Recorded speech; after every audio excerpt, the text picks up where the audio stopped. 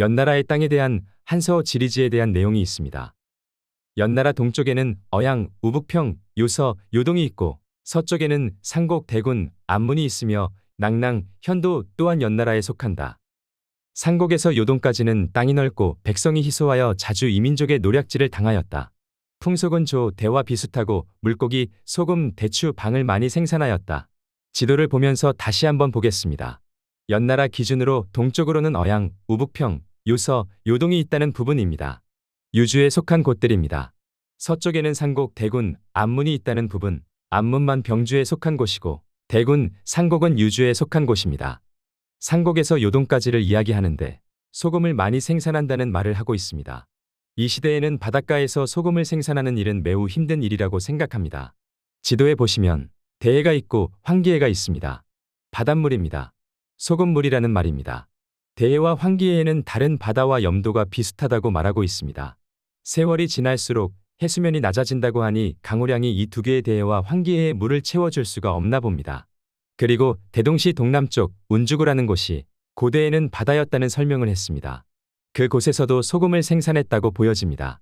현재 대동시 운주구에 남아있는 이상한 지형입니다. 과거 큰 호수 중간에 있는 작은 섬 같은 분위기를 내고 있는 곳입니다. 사마천 사기를 보시겠습니다. 한나라가 건국되고 난 후에 각 제후국 등 지역을 정한 내용입니다. 안문, 태원의 동쪽에서 요양에 이르기까지를 연 대국으로 삼았다. 기사가 있습니다. 지도를 보면서 설명하겠습니다. 태원과 안문은 가까운 곳에 위치했다고 보여지는 부분입니다. 연나라의 서쪽 끝은 안문과 태원이라는 말을 하고 있고 연나라 동쪽 끝은 요양이라고 말하고 있습니다. 한서 열전을 보시면 가연지에 대한 내용에서 진나라에 이르러 군대를 이렇게 멀리까지 공격하였다는 말을 하고 있습니다. 남쪽으로는 민, 월을 넘지 못했다고 말하고 북쪽으로는 태원을 넘지 못했다라고 말하고 있습니다. 진시황은 태원을 넘지 못했다는 말을 하고 있는 부분에서 보면 태원이 어디이길래 북쪽으로는 태원을 넘지 못했다고 말을 하는 것일까요? 우리 학계나 여러 학자들이 말을 하고 있는 태원은 산서성에 있는 태원을 말하고 있습니다. 그럼 진시황은 연나라를 공격 안 했을까요? 진나라 진시황은 연나라를 공격하여 속국으로 삼았고 그리하여 천하를 얻었다고 말하고 있습니다. 연나라의 동, 서, 남, 북을 말하는 부분입니다. 전국책에서 소진이 말하길 연은 동쪽으로 조선, 요동이 있고 북쪽으로는 이모, 누번이 있다. 서쪽으로는 운중, 구원이 있으며 남쪽으로는 호타, 역수가 있습니다. 그 아래를 보시면 남쪽으로는 갈석, 안문에 비옥함이 있으며 라고 말하고 있습니다. 남쪽 경계는 호타와 역수가 되지만 안문군과 갈석이 있는 지역에는 비옥한 땅이 있다고 말을 하고 있습니다. 연의 남쪽은 안문군과 갈석이 있어야 하는 곳, 갈석은 유주인 요서에 속한 곳이고 안문군은 안문관이 존재해야 하는 병주에 속한 곳입니다. 현재 지도에서 보면 태원 위에 안문이 있습니다. 진시황이 연나라를 공격하기 위해서는 태원은 꼭 절대적으로 무조건 넘어가야 하는 태원입니다. 그런데 못 넘어갔다고 하니 태원이 과연 어디였을까요? 태원은 연나라의 북쪽에 있어야 하는 곳이기 때문에 진시황이 연나라를 빼앗고 태원 위로는 더 이상 안 올라갔다고 해야 맞다고 생각합니다. 태원은 병주에 속한 곳입니다. 다음 사설을 보시겠습니다. 후한서를 보시면 천문에 대한 기록입니다. 60개 군이 있고 9개 주가 통령한다. 이렇게 별자리가 주관하는 지역이 나누어져 불린다 라고 합니다.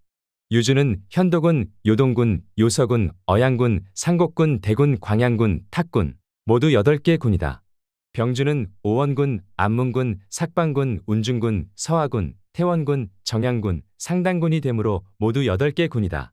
태원군은 병주에 속한 태원군임을 알 수 있습니다. 병주의 위치는 어디일까요? 우리 학계에서 또는 식바분들은 산서성을 병주로 보고 있습니다. 지도에 나와 있는 태원과 일치하는 부분입니다. 태원과 안문은 병주에 속한 사막이 있는 곳, 돌고리나 선비 또는 부여나 고구려에게 공격을 당하는 곳이어야 합니다.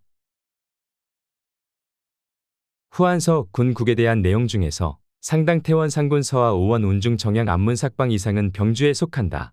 탁군 광양 대군 어양 우북평 요서 요동현도 낙랑 요동 속국 이상은 유주에 속한다. 태원과 안문은 병주에 속한 곳입니다. 삼국사기 고구려 본기 서기 49년에 고구려가 한나라의 북평, 어양, 상곡, 태원 등을 습격하였다라는 기사가 있습니다. 고구려가 북평 어양 상곡 태원을 공격하기 위해서는 고구려 영토가 그 근처까지 가야만 합니다. 다른 나라의 영토가 끼어 있으면 거의 불가능하다고 볼 수 있습니다. 삼국사기 기사를 보시겠습니다. 고구려 봉기 기원전 9년 4월에 부분노의 계책으로 선비를 굴복시킨 기사의 내용이 있습니다. 너무 많은 내용이기 때문에 읽지는 않겠습니다.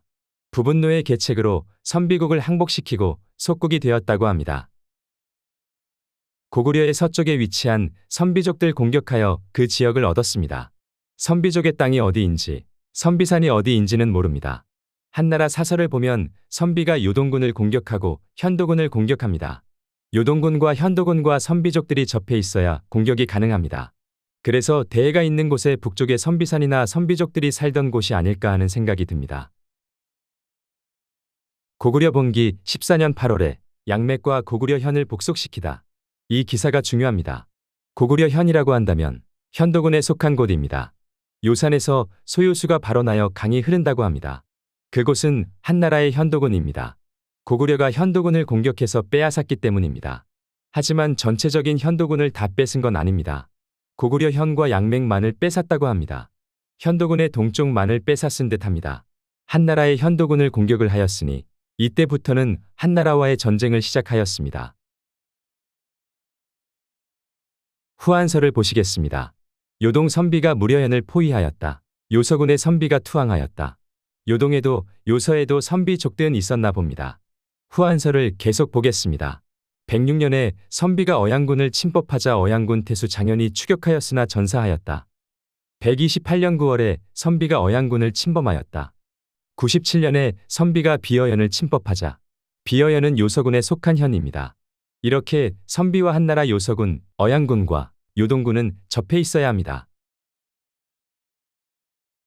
요서 선비는 대해 북쪽에 있었을 것이고 요동 선비는 황기의 북쪽으로 있었을 거라 생각됩니다. 기원전 9년에 고구려가 선비를 속국으로 하였기 때문에 태원, 우북평, 어양, 상곡을 가기 위해서 선비의 지역을 지나갈 수 있다고 보여집니다. 한나라의 북방쪽을 49년에 고구려가 공격한 경우가 됩니다. 고구려가 태원, 우북평, 어양, 상곡을 공격해야 하는 이유가 그쪽으로도 공격을 당할 수 있을 거라 생각했고 그 지역을 뺏음으로써 황하의 지류로 인해 안전적으로 방어가 가능하고 한나라의 요서군과 요동군, 낙랑군, 현도군을 고립시킬 수 있다고 보았기 때문에 공격을 한 듯합니다. 하지만 무슨 이유에서인지는 모르지만 요동 태수 때문에 공격을 멈추고 퇴각했다고 합니다. 그 후 6년이 지난 후에 요서에 10개의 성을 쌓아 한나라의 군대에 대비하였다. 라는 기사의 내용이 있습니다. 요서 선비의 지역에 10개의 성을 쌓았다고 보여지는 부분입니다. 대해의 북쪽으로 10개의 성을 쌓았다고 보여집니다. 고구려에서는 요동 쪽으로 공격을 많이 해옵니다. 낙랑 쪽으로는 배를 타고 온다고 합니다. 지도를 보시면 요동으로는 육지이고 요동 아래 낙랑 쪽으로 가려면 대동시 아래 큰 바다를 건너야 하기 때문입니다. 갈석산이라고 하는 곳은 어디인지는 모르지만 대동시 아래 큰 바다에서 서쪽으로 요서군에 있었다고 보여집니다. 한서 지리지를 보시면 요서군에는 바다로 들어가는 강이 6개가 있습니다. 참류수는 북쪽 바다로 들어간다 라고 말합니다. 나머지 바다로 들어가는 강들은 남쪽으로 흘러 바다로 들어간다는 말을 하고 있습니다. 북쪽에도 바다가 있고 남쪽에도 바다가 있다면 과연 이곳이 정답이지 않을까 하는 생각을 해봅니다. 지금까지 시청해주셔서 감사합니다.